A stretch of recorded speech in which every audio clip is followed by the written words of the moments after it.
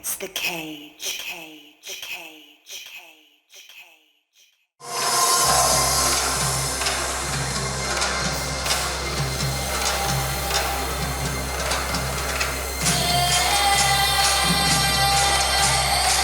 Okay, and here we welcome in a true world-class amateur MMA fighter, Millie Eriksson.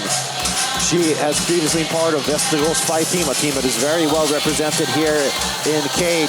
Now she calls All-Stars Training Center in Stockholm home, where she trains alongside the likes of Justin Knutsson and Camilla Rivola, amongst many other fighters. She may have had a bit of a shaky start to the beginning of her amateur career, but she has really turned a corner and has become one of the hottest amateurs in all of Sweden. She actually won the 2021 IMF World Cup. She got gold. And then not too long after that, she became the first fighter ever to defeat multiple-time IMF champ Nikolia Milosevic, which she did via split decision, which, I mean, in my mind, that should have been a unanimous decision, if you ask me, and I was calling that fight. Regardless, Millie Eriksson does not have a whole lot left to do. If she can get the IMF World Cup gold, a victory over Milosevic, and now a victory over Sani, then I think that pretty much might be curtains for her amateur career. And she actually has said, she told me earlier this week that her pro career is not very far away. Yeah, in a bright career, it's most certain to be. You know, 22 years old, young, but very experienced in terms of level of competition, having competed internationally as an amateur. That's something that, you know, you don't really see that much of in other parts of the world. Like, for instance, the U.S. amateur scene, you're not going to see a lot of international competition, it would seem. So, very, very exciting fighter, versatile kicker, really likes that lead leg kick. To the red corner, Sani, Brännfors.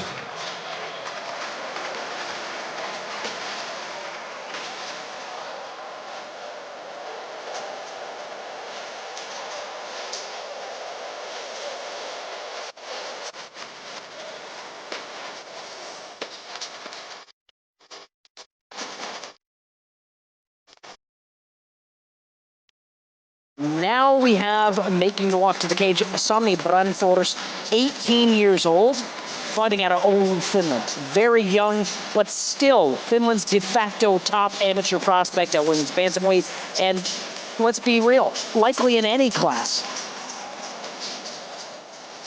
Yeah, absolutely. A fantastic prospect here, and a two-time IMF gold medalist, speaking to what you were saying there, Steve.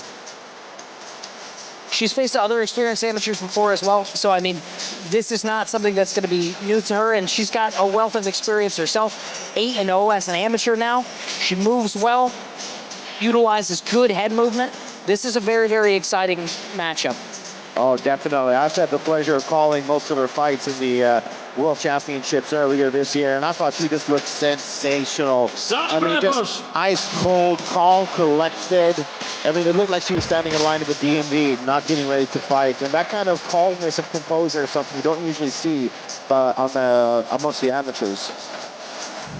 Let's take a look at the tail of the tape here. As you can see, a height advantage resides with the Swede, Millie Eriksson, came in slightly lighter as well. She also has a whopping 10-centimeter reach advantage. We'll see how that comes into play. She also is 5 years older. That about does it. Let's hear it.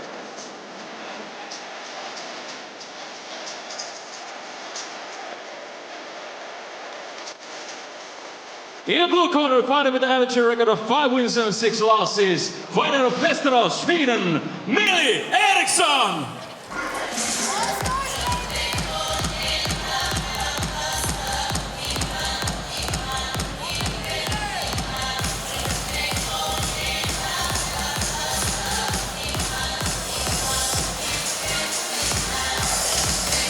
In the red corner, undefeated Finnish fighter with 7 wins and no losses, representing Elonen-Kulmala from Finland, Sani Brännfors!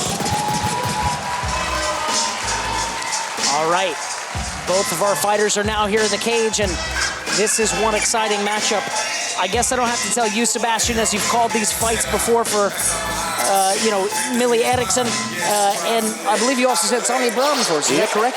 So you know that there's a great left hook from Sani Brännfors, and you know about the kicking game of Millie Eriksson. Oh yeah, absolutely. I mean, of course, you know, on paper you'd think that somewhat of a striker versus grappler bout. And when I spoke to Millie Eriksson last week, she said, and I quote, "I'm sure she's going to want to wrestle me. I don't see any real threats. I'm ready for everything." Oh, and Millie Eriksson automatically looks just right out of the gate very confident. Absolutely. I mean, like I said, she represents All Stars now, but she does have that Västerås Fight Club kind of striking swag and, I mean, humble cockiness, or whatever you want to call it. Of course, she is dating Alexander Löf, who also has a similar swag and confidence with his striking. It looked like a hard right hand landed for Millie Eriksson. There's a takedown attempt. Brännfors pushes her to the cage. Looks like she does have her hands locked. She abandoned the double, goes for a single by the looks of things. But look at that. It looks like some of those short shots from Eriksson sort of disrupted the rhythm of the thing. As they trade knees here against the cage. Now Brännfors looking to use that head position to set up a little bit of dirty boxing. Not a bad idea when you're dealing with somebody who has the range of Eriksson. So far, the takedown defense holding up very well for Eriksson.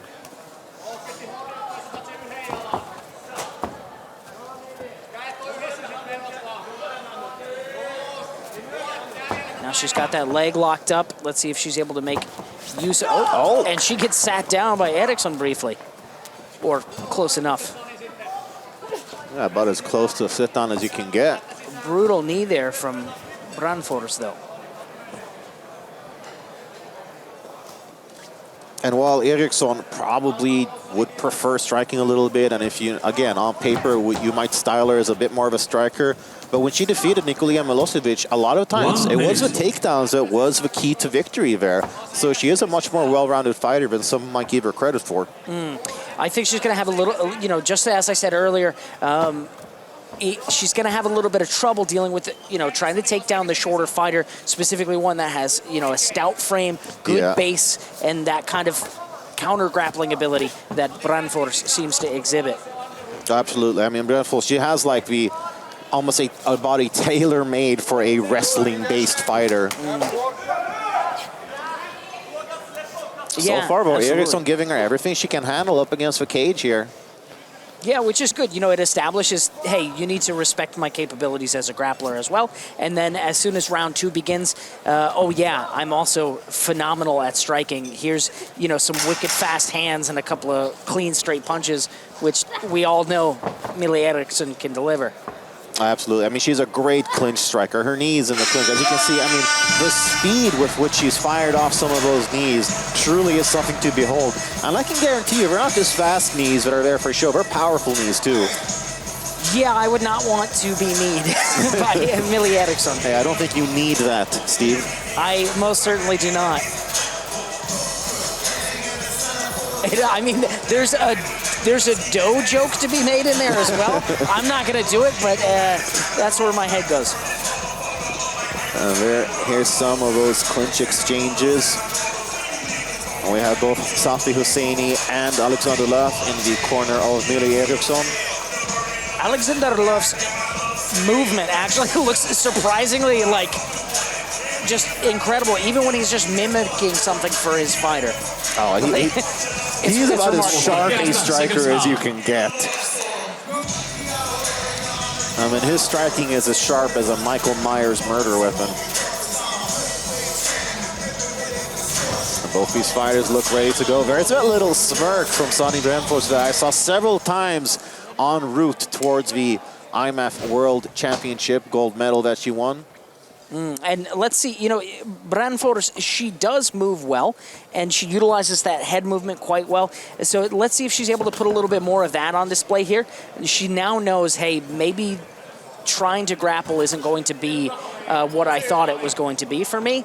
And so I think now this might take place a little bit more out in the open, which has a lot of negative potential as well for Brännfors, but let's see what happens. Yeah, that looked like a nice step-in knee there from Millie Eriksson. I was a little bit obscured by the ref, but oh, look at those fast hands there from the Swede. And Eriksson kicks that leg. Not comfortable for sure.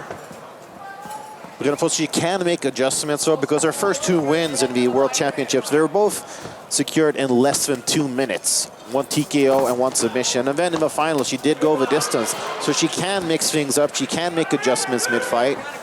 And that might be what she needs to do here, as she is on a body lock, possible takedown, and gets it. Brännfors takes her down, and it looks like, yep, about to settle into side control if Eriksson, no, Eriksson does not let her have it, but she does end up with her back partially taken. Brännfors has such a good top game. Look at the way she spun around there. Now searching for that second hook, and she gets it. This is a dangerous spot to be in with a strong grappler like Sani Brännfors.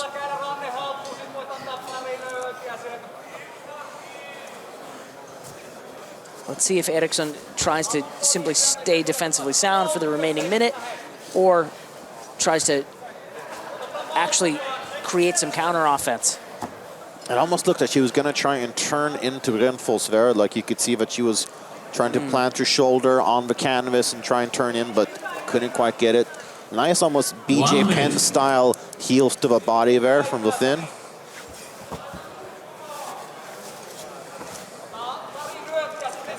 Brännfors doing well to maintain the position despite Eriksson's attempts to escape. Oh, actively working with a hard left hand to the face. And Eriksson doesn't quite like that, so she attempts to turn. Yeah, those are solid strikes there from Brännfors. Yeah, good hammer fists here. Let's see if she's able to flatten her out and start dealing some serious damage. Short time, but this is a dangerous place to be in. Yeah, less than 20 seconds left. She might be trying to get that arm bar. That is what she submitted Vania Rodriguez-Garcia with. Not a whole lot of time for that sort of thing. But let's see.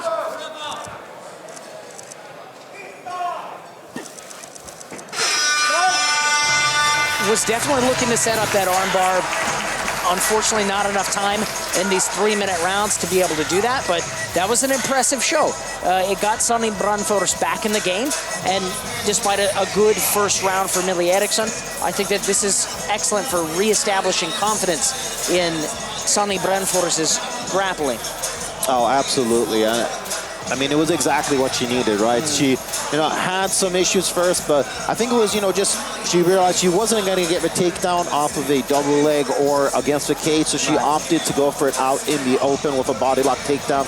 A great adjustment there from Brännfors. Body lock and then reaps the leg into side control, eventually takes the back, and that's where a majority of this round was contested, with Sani Brännfors on Millie Eriksson's back, looking for that rear naked choke submission, and then finally ending the round with a potential armbar. Very, very good in terms of ground offense. A couple of heavy shots even. I think maybe that's reestablished some respect for the grappling game of Brännfors in Eriksson's mind.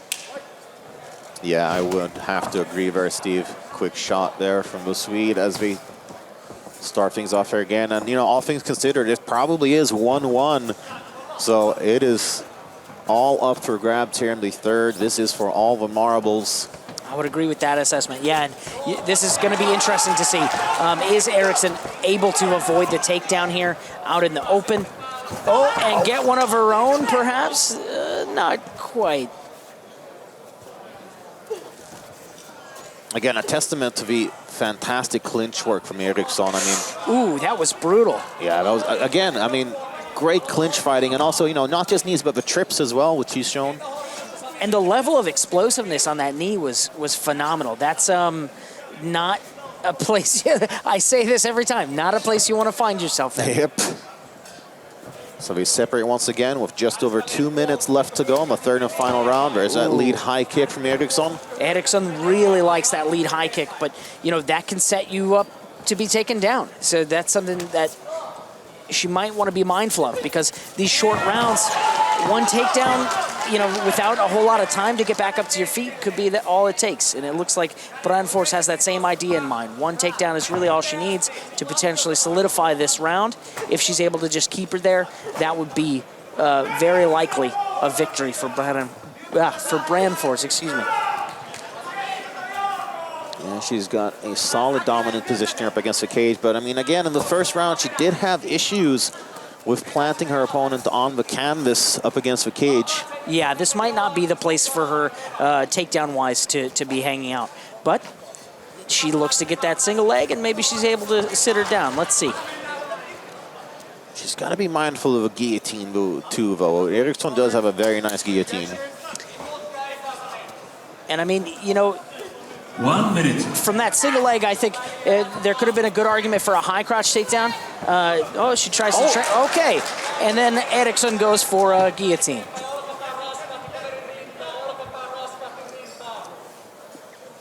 That is the risk, too, when you're a shorter fighter going for the takedown.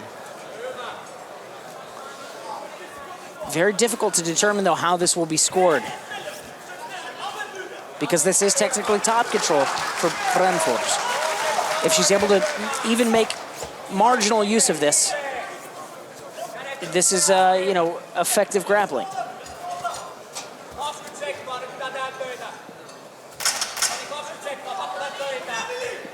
Eriksson making good use of those knees and those short right hands, though. Trying to stay active despite the fact that her back is up against the cage.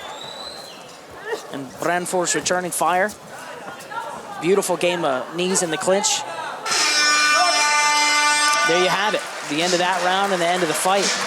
We'll go now to the judges' scorecard after just a few moments. And well, if you were hoping for a decisive third round, I'm sorry, you are out of luck. Pretty close. I mean, both fighters had their moments. Striking edge goes to Eriksson, but then I'd say that Brännfors was the one with more sort of dominant grappling positions. Good fakes here to the takedown, and then Brännfors in on the hips, but doesn't quite manage to get this one completed. Does manage, though, to get Eriksson in a compromised position up against the cage. She tried that leg reap, and it's actually surprising that she didn't quite have the strength to finish that. Yeah. You know, that was odd, because really Brännfors does have tree trunks for legs. Yeah. And, you know, I think, for me at least, for my money, I would love to see these two run it back in their pro debuts, actually. Oh, that would be a phenomenal fight. You know, I didn't know I needed that in my life, but Steve, you made me realize what I do. Yeah, because those 5-minute rounds, that really, really changes things. You know, I know it's 2 additional minutes, but I feel like that's a fight I would love to see. Definitely, definitely. I think 5-minute rounds, no shin guard, smaller gloves. I would love to see that. But first, let's hear it with the official decision. Will it be Sweden or Finland that gets the victory here? Ladies and gentlemen, we got the judges' decision. Winner by split decision, Sani Brännfors. There you have it. Sani Brännfors gets the split decision victory over Sweden's Millie Eriksson. Very, very high-level fight. Phenomenal. And I think she'll get an interview here in just one moment. So let's, perhaps not. Just a photo by way of memory and a quick flex. That was a phenomenal fight, though, and, you know, I really would love to see that one run back as a pro fight. I think that there's a lot of potential for both these young ladies. 22 years old for Millie Eriksson, a wealth of experience. Sani Brännfors, even, you know, comparatively, even more experience for just 17 or 18 years of age. Card, you know, the tail of the tape wasn't quite clear on that one. But, yeah, phenomenal fighters, both.